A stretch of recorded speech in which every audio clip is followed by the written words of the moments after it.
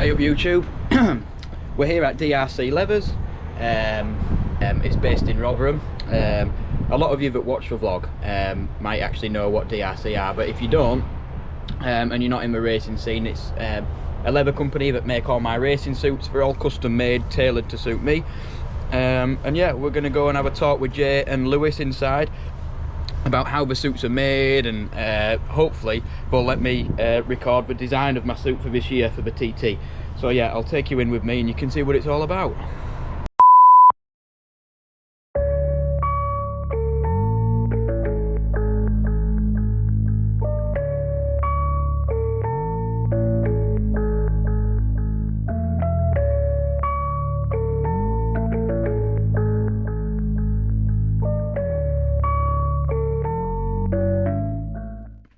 You might wonder why I'm stood here wearing this back protector and a vest, and it's because I'm going to get measured up for the leathers.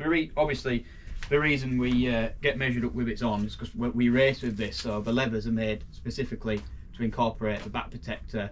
I don't usually wear a chest protector, so we're not going to wear that. So yeah.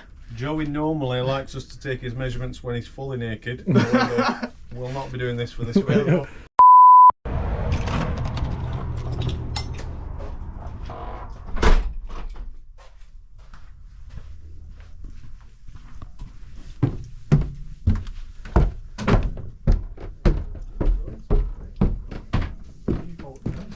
Yo, well, I've just been swearing on that. Don't worry. I've just thrown my phone at Lewis. It's a 16 plus is my vlog, so you can F and blind as much as you want. Cool. So basically, I'm going to talk you through one of these racing suits. I'm going to have to talk to you all like you're idiots, because for some people watching this that'll know how a suit's made and know why a suit has certain stretch panels and whatnot, but a lot of you will probably already know that follow this channel. I'll already race or know about racing, so you'll know. So basically, this suit here is kangaroo or cowhide. This suit is Cameron Halls for afternoon everyone. Cameron Halls for this year. New colour scheme. I don't know. He hasn't announced it as we're videoing this, so it's a. I'm not allowed to post it. It's an exclusive.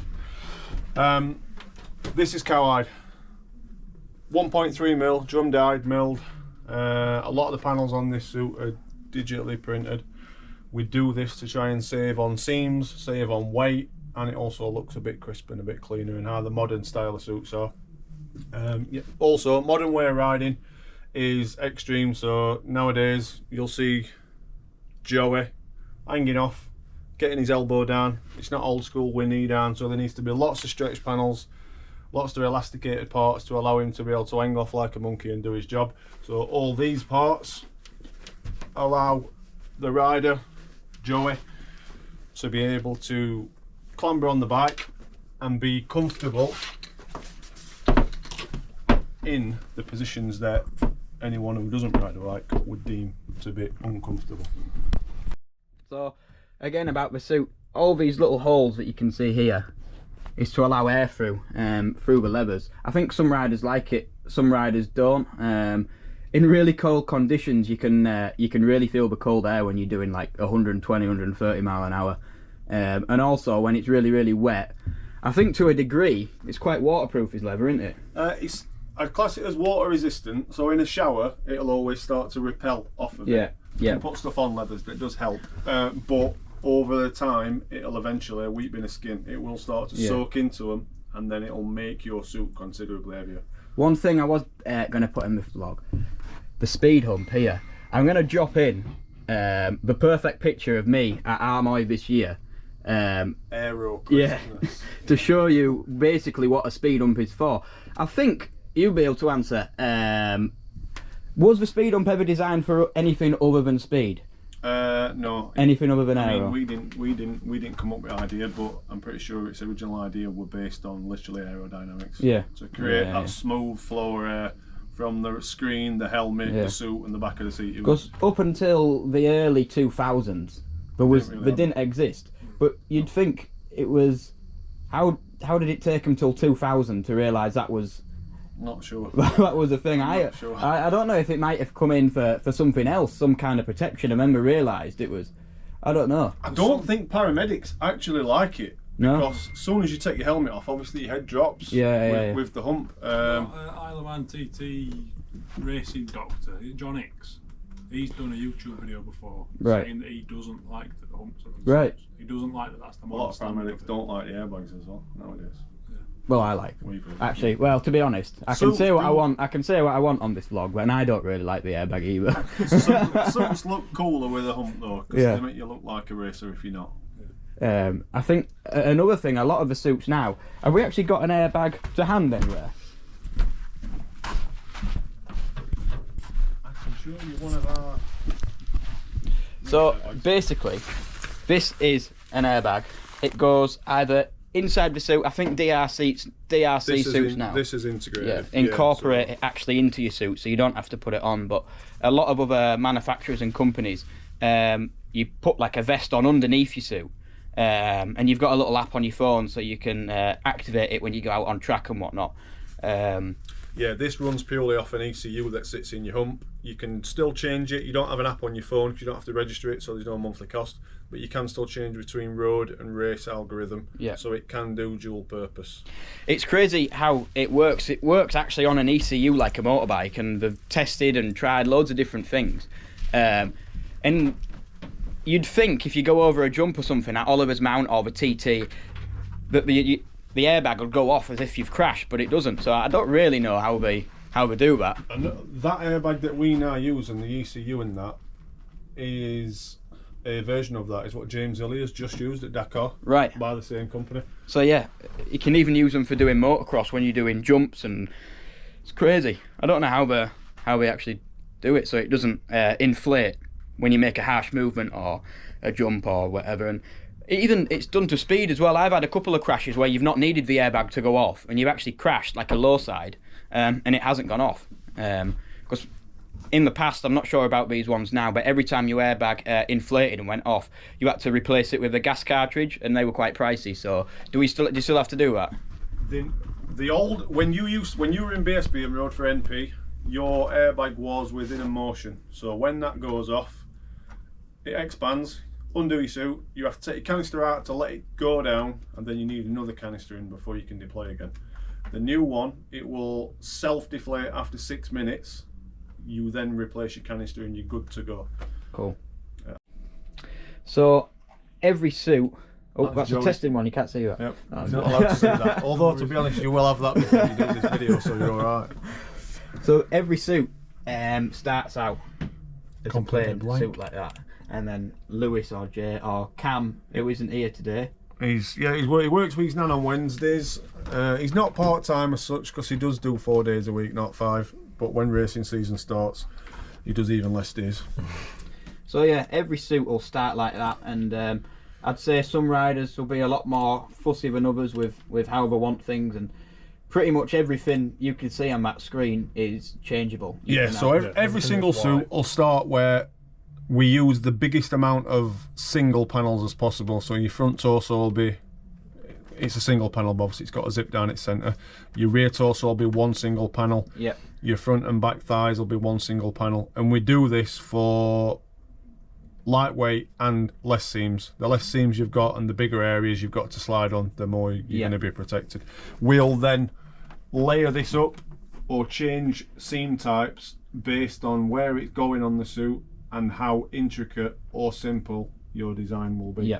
And then, as well as layering up, we'll use a few different processes to get colours or patterns or logos on there. We can direct print straight to the garment itself, or we can cut and stitch old school style, or we can print onto leather patches or Lexine patches. Yeah. And again, we do whatever way we think will be more beneficial to the rider and also look at suit. A lot of the modern style is printed, so it looks cleaner. You've got less panels on your outer arms. You've got no seams for aerodynamics. Yeah. Cool. And your most recent stuff, your Macau suit, I'm pretty sure almost 90% of that were just full digital printed. So basically, what Lewis is doing now is putting like a base suit together with all my colours, which is going to be blue, silver and pink this year to match the bike. So He's got a picture of the bike, which just been finished, and he's going to try and make the leathers look as close to the bike as possible, but also look cool, so it's not boring. So I think with designing leathers and stuff, you can always go a little bit too over the top with fancy, and you know, some riders will have, you know, camouflage coming onto the chest and different colours here, there and everywhere just because they can. But I think it just a bit overkill sometimes, and a lot of the times the most simplest of suits looks the best if you've got the right logos and colours and whatnot. So yeah, I'll let Lewis crack on with this and you can see the finishing piece. I must also add, while I'm here, that this is not an ad for anyone. I choose to wear these suits and I pay for these suits. I would also say the likes of like MotoGP riders, some of your top guys at the TT and British Superbike, they'll actually get paid from the manufacturer to wear a suit. So they might not even like the brand or whatever, but they're getting paid a lot of money just to wear it. Whereas me being a privateer, that isn't the case. I have to pay for all my stuff. So, and I wear them out of choice. They're my favourite set to suit to wear, and they fit best. And more than anything, you actually get to come in and design your suit with Jay and Lewis, whereas maybe some other manufacturers will say, yeah, your suit's going to be however much. You hand over all your money and then it might come back and it not even be how you want it. So it's also, yeah, it's just the best place for me, and it's not far up the road. It's only probably about 45 minutes away, and I can come in and get like adjustments and stuff when I want. So it's just really, really handy. Lick it up a little bit. Keep it on so everything's following the same line and the same gap, so it's symmetrical.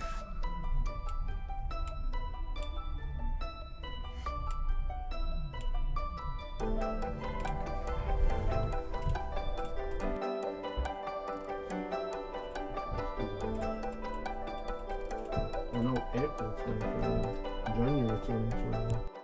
So they are the finished piece.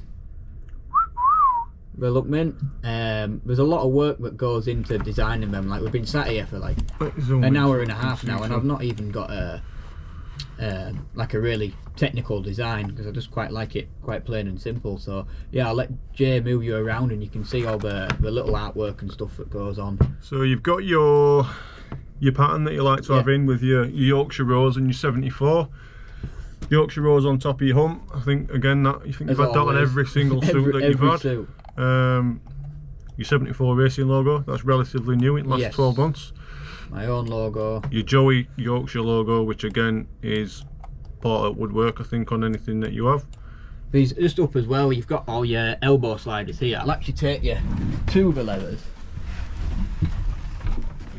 It's not for any form of protection, is this, other than to stop you burning holes in your leathers when you're dragging your elbow on the floor. Acts the same as the knee sliders, just like that.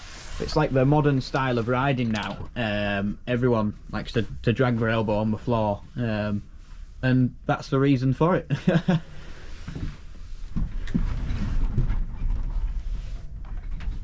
You've got crescent on your forearms. Yep. Crescent Yamaha. And then moving on to your front. Joey Thompson TT, that's your YouTube channel, so give that a watch. Subscribe. You are doing it at the minute if you're watching this. HJC Helmets, again a long-standing sponsor of Joey's. Joey's name, in case you forget who he is. Sometimes I have to look at that. You're signing on. Yeah. Genetech Power Solutions, your main. Yeah, my new title sponsor for this year. Genetech Power Solutions, based in Runcorn. Generator rentals and repairs and all sorts of other stuff if you want to go and check them out, but that wasn't an ad. 74 Thompsons. Me dad's business. The Pals Battalion, which is a mental health charity that have come on board this year, and DRC, the logo of the company that makes the leathers that I've been with. This is my third consecutive season with them, and as I said earlier in the video, I'm not getting these for free. I pay full price of these, and they're the leathers that I want to wear. And I think you're into about your Maybe 10th. Maybe 10th Supers, I think now, haven't you? You've changed teams a few times. You've been to Macau. You've done roads. You've done BSB, and some standard stuff as well, I think. So maybe 8, I think. And Possibly. a couple of airbags. You've certainly tried and tested them big time, haven't you? I was the chief tester of the airbags and decided I didn't like them, but I did crash so much that season. Yeah, like I can go a whole year without crashing. But when I did Superbike that year, I went through about 3 or 4 airbags, so yeah. So again, back onto the airbags. I'm going to put into the video somewhere around here when I was using the airbag, and you can see it deflating. Sorry, you can see it inflating. Is that the right word? Deploying. Deploying. You can see the airbag deploying, and it's not nice, like, because when you stood around, you don't really feel it when you're riding the bike, but if you were stood around like I'm going to show you now, it's quite a shock to the system, like, because it's what's the cartridge called? What's the cartridge filled with? CO2. So it's a big CO2 cartridge, and when it deploys, it shoots the airbag full and feels a little bit like you've been shot. So I'll put this video in here. Oh.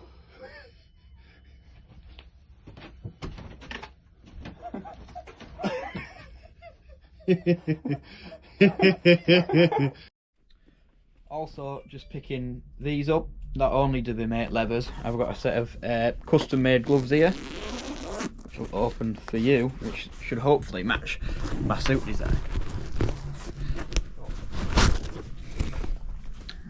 So these were specifically made for me, as I don't really like any of the plastic stuff. A lot of the other gloves have plastic all in my fingers down there, but I struggle to brake and use the clutch lever with them, so they've kind of made me some without the plastic on my knuckles. And also a lot of the gloves now, they stitch your pinky finger and whatever that finger's called, I'm not too sure, together, and I think it's for if you're in a crash or an accident, your little finger is like prone to breaking because it's so easily to snap. So is that the reason they were timed together? Yeah, it's to stop during drag. If you crash and you obviously put your palms down, it's to stop this little finger getting dragged and basically snapping it clean off. So tie it to the other finger. I just aren't too keen on it. It's a bit of a funny thing, and I've got really small hands as well, so when I'm trying to brake and these are joined together, I just can't get the right feel for the handlebar. These are so we join them together so that when you put your palm down and crash, if your little finger gets caught and dragged, it's stitched to this one, it's not going nowhere. When you wake up in A&E, you've still got both of these fingers. There we go. Right, that's us all finished now here at DRC. Thanks to Jay and Lewis for allowing me to come and do this little vlog here. And yeah, come back in maybe 5 or 6 weeks time and I'll show you the suit when it's all finished. Cheers.